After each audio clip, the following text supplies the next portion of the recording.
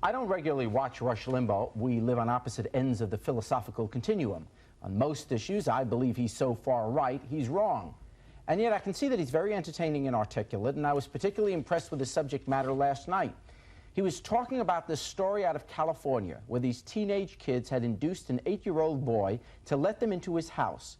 And once in, they tied him up, beat him up, knifed him, mutilated him, tortured him, and ultimately left him there to bleed to death, which he ultimately did. This, of course, is a most horrific story. And yet it's not that isolated. Even here in our own town, we have senseless murders and beatings, and kids carrying guns and killing each other over jackets or drugs or turf, false issues of pride. And the other day, there's this guy holding a gun to his own head, and a crowd, and I won't mention the neighborhood, was egging him on to shoot. And after a while, covering these stories every day, you start to wonder, what the hell's wrong with these kids? Not all kids, of course, but there's so many roaming our streets and neighborhoods throughout America with nothing close to human decency, literally devoid of any sense of purpose or respect for life, theirs or anybody else's, and no apparent ability to distinguish right from wrong, nor the slightest interest in trying to.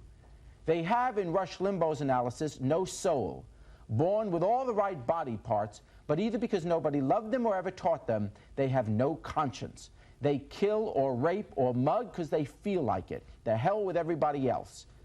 And yes, I know the economy's bad and people are poor and sometimes life seems unbearably tough. But our streets are turning into killing fields because we have stopped teaching our kids values. Now hold on, I'm not going to be Dan Quayle here. I'm not trying to preach one kind of family lifestyle over another. I'm talking about teaching in our schools from the very first grade the value of every human being. To care not just about ourselves, but each other. To never hit another human being. To never ever touch a gun or make unkind comments about another person's race or religion.